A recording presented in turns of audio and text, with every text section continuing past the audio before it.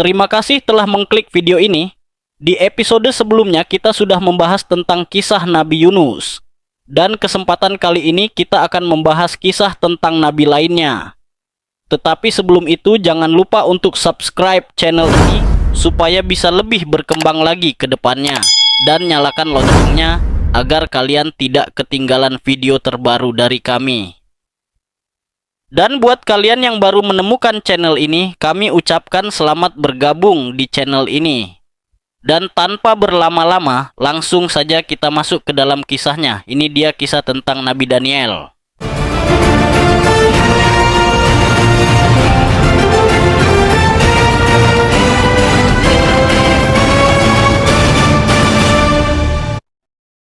Kali ini kita akan membahas kisah luar biasa dari seorang nabi yang terkenal karena kesetiaannya kepada Tuhan, bahkan di tengah bahaya dan pengasingan.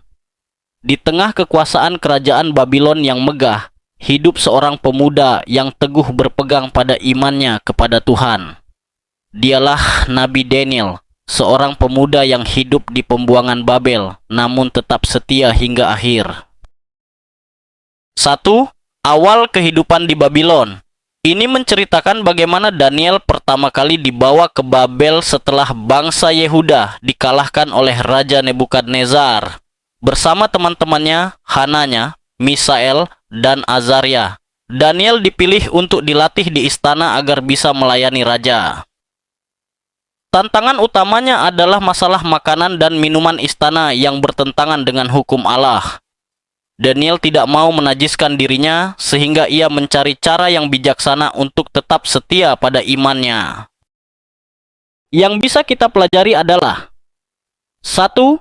Setia dalam hal kecil. Daniel baru tiba di negeri asing, belum punya kuasa, tapi ia langsung menunjukkan prinsip yang kuat dalam hal sederhana. Makanan. Ini menunjukkan bahwa kesetiaan kepada Tuhan dimulai dari hal-hal kecil sebelum menghadapi ujian besar. 2. Bijaksana dalam mengambil keputusan. Daniel tidak menolak secara kasar, tetapi berbicara baik-baik dengan pengawas istana. Ia mengusulkan uji coba 10 hari makan sayur dan minum air, lalu membandingkan hasilnya. Sikap ini menunjukkan bahwa mempertahankan iman bisa dilakukan dengan hormat dan bijaksana. 3. Tuhan memberkati kesetiaan. Hasilnya, Daniel dan teman-temannya terlihat lebih sehat daripada para pemuda lain. Tuhan juga memberi mereka kecerdasan dan hikmat, membuat mereka unggul di mata raja. Pesannya jelas, jika kita setia pada Tuhan, Dia akan memelihara dan memuliakan kita. Pesan moral dari bagian 1. Iman diuji sejak awal, bahkan sebelum Daniel menghadapi gua singa atau mimpi raja. Ia sudah menunjukkan komitmen imannya di hal sederhana. Kesucian hati dan tubuh penting bagi Daniel. Menjaga diri dari makanan yang dianggap najis adalah bentuk penghormatan kepada Tuhan. Tuhan mengangkat orang yang setia. Hikmat dan kemampuan Daniel berasal dari anugerah Tuhan, bukan semata-mata kecerdasan pribadinya. Kedua, penafsiran mimpi raja. Bagian ini menceritakan saat Raja Nebukadnezar bermimpi tetapi melupakan mimpinya. Ia memerintahkan para ahli nujum untuk memberitahukan isi mimpi sekaligus menafsirkannya. Tidak ada seorang pun yang sanggup melakukannya, sehingga raja murka dan memutuskan untuk membunuh semua orang bijak di Babylon termasuk Daniel. Daniel kemudian berdoa bersama teman-temannya memohon belas kasihan Tuhan. Tuhan menjawab doa itu dengan memberikan penglihatan tentang mimpi raja beserta artinya. Daniel lalu menceritakan dan menafsirkan mimpi tersebut di hadapan Nebukadnezar, yang akhirnya mengakui bahwa Allah Daniel adalah Allah yang berkuasa atas segala rahasia. Makna dari bagian kedua ini adalah 1. Tantangan yang mengancam nyawa. Ujian Daniel meningkat dari sekadar menolak makanan menjadi tantangan besar yang bisa menghilangkan nyawanya. Hal ini menunjukkan bahwa kesetiaan kepada Tuhan sering membawa kita ke situasi sulit, tetapi justru disitulah kuasa Tuhan dinyatakan. 2. Doa sebagai senjata utama. Daniel tidak mengandalkan kemampuan manusia, melainkan langsung mencari Tuhan. Ia juga mengajak teman-temannya berdoa bersama, menunjukkan pentingnya doa komunitas dalam menghadapi masalah besar. 3. Tuhan adalah sumber hikmat sejati. Semua ahli Babel gagal karena mereka hanya mengandalkan pengetahuan dunia. Daniel berhasil karena hikmatnya berasal dari Tuhan yang mengetahui segala rahasia. Keempat, kerendahan hati. Ketika menyampaikan penafsiran, Daniel tidak memuji dirinya sendiri. Ia berkata bahwa rahasia itu diungkapkan oleh Allah, bukan karena kehebatan pribadinya. Ini mengajarkan bahwa keberhasilan rohani seharusnya mengarah kepada kemuliaan Tuhan, bukan diri sendiri. Pesan moral dari bagian 2 ini adalah, masalah besar harus dibawa ke Tuhan terlebih dahulu. Hikmat dunia ada batasnya, tetapi hikmat Tuhan tidak terbatas. Kemenangan rohani harus diikuti kerendahan hati. Ketiga, ujian iman di zaman Darius. Setelah kerajaan Babel jatuh ke tangan Media Persia, Raja Darius memerintah. Daniel diangkat menjadi salah satu pejabat tertinggi karena kejujuran dan kemampuannya yang luar biasa.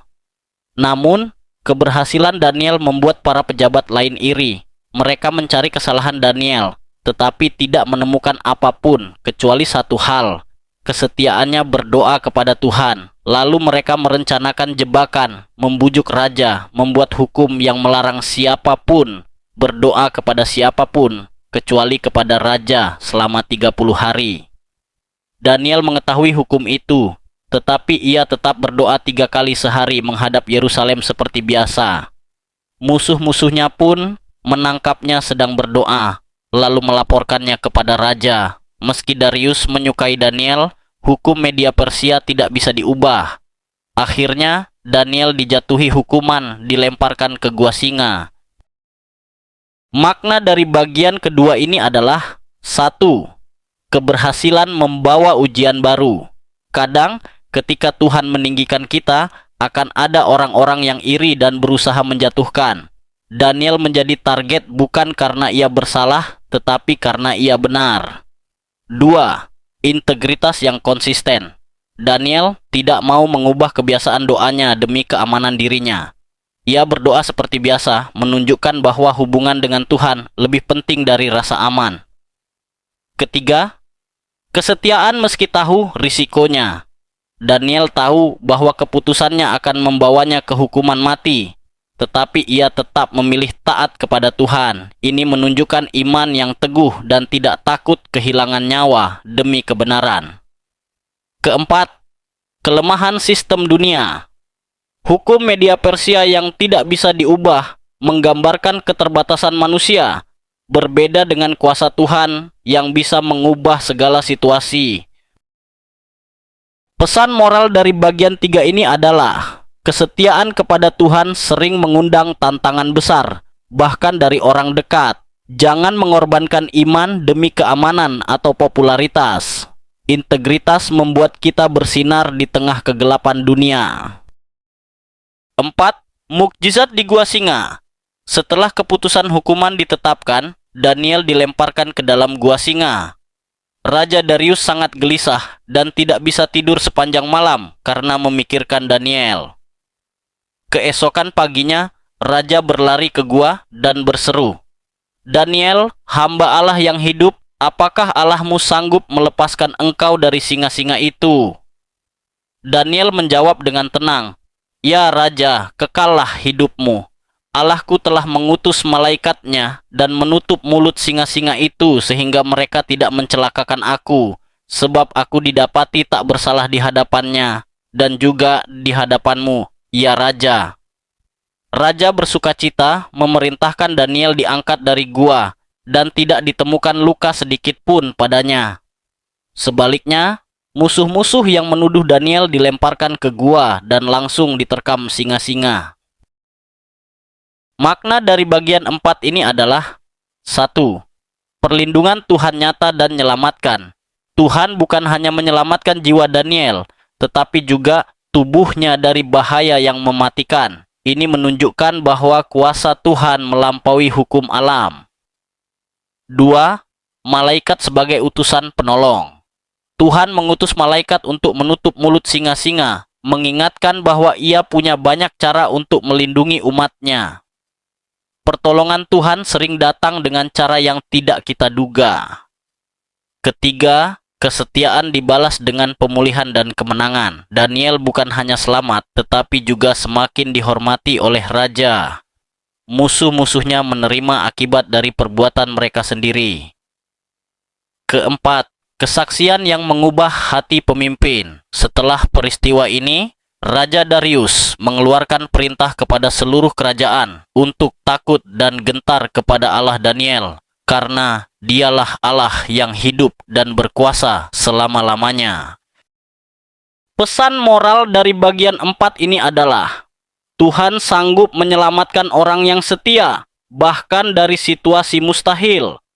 Musuh mungkin merencanakan kejatuhan kita, tetapi rencana Tuhan selalu menang. Kesaksian iman yang teguh dapat menginspirasi dan mengubah hati banyak orang.